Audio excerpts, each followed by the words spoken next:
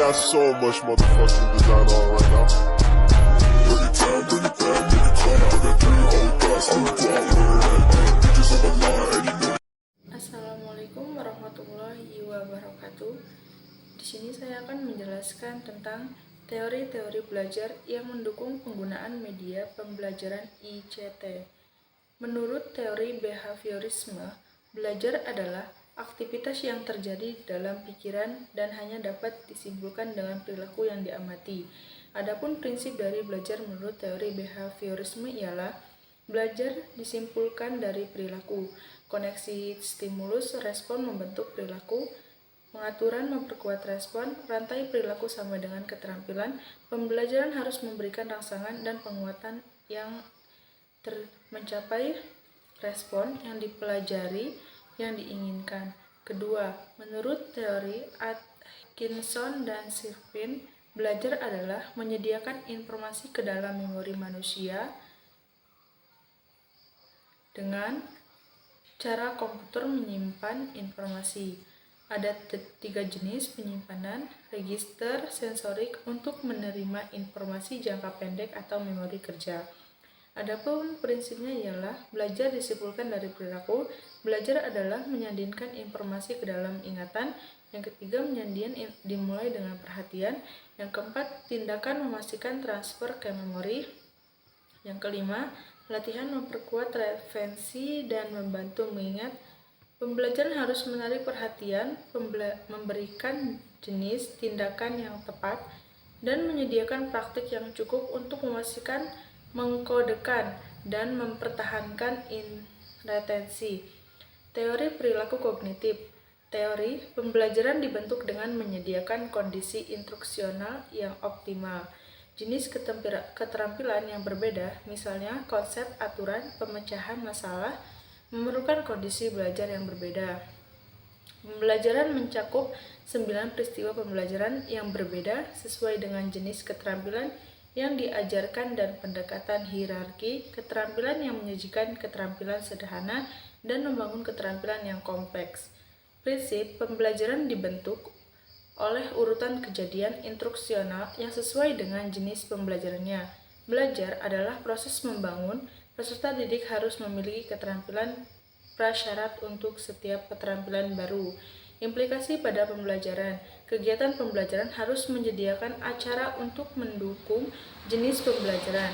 Siswa harus menunjukkan bahwa mereka telah mempelajari keterampilan prasyarat.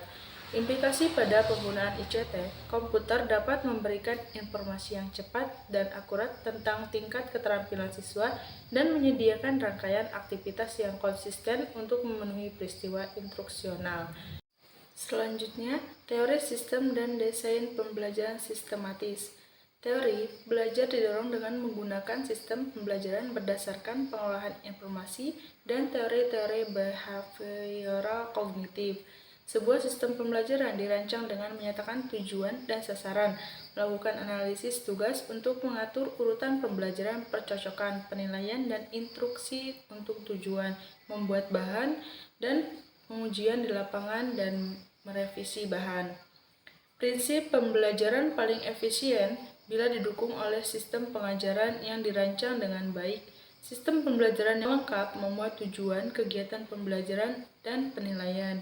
Implikasi pada pembelajaran. Pembelajaran harus berstruktur dan berurutan, dan siswa harus terus dipantau saat mereka maju melalui sistem instruksional.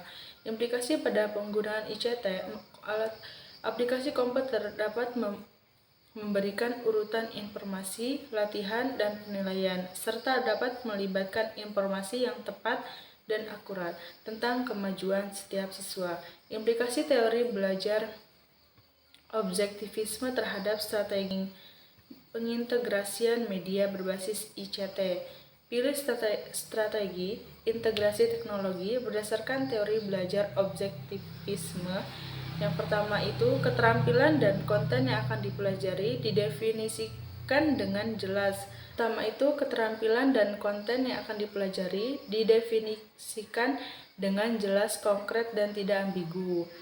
Siswa membutuhkan bimbingan latihan individu untuk belajar dan mendemonstrasikan keterampilan prasyarat. Siswa perlu memperoleh keterampilan secepat dan seefisien mungkin. Teori aktivisme sosial. Belajar adalah pertumbuhan individu yang muncul melalui pengalaman sosial. Perkembang peserta didik didorong melalui aktivitas langsung yang terhubung dengan isu dan masalah dunia nyata. Selanjutnya, teori discovery learning. Belajar adalah pertumbuhan kognitif melalui interaksi dengan lingkungan. Anak-anak lebih mungkin untuk memahami dan mengingat konsep yang mereka temui selama pembelajaran. Prinsip, anak-anak memahami dan mengingat konsep dengan lebih baik ketika mereka menemukan konsep itu sendiri melalui eksplorasi. Implikasi pada pembelajaran, siswa harus diberikan kesempatan untuk eksplorasi tidak terstruktur dan penemuan diri. Implikasi pada penggunaan ICT, teknologi, dan mungkin beragam informasi dalam lingkungan yang kompleks bagi siswa untuk dijelajahi. Teori multiple intelligence. Teori adalah belajar dibentuk oleh kecerdasan bawaan, linguistik, musik, logik, menggunakan bahasa secara efektif, menulis dengan jelas, dan berkomunikasi dengan menulis dan memainkan musik.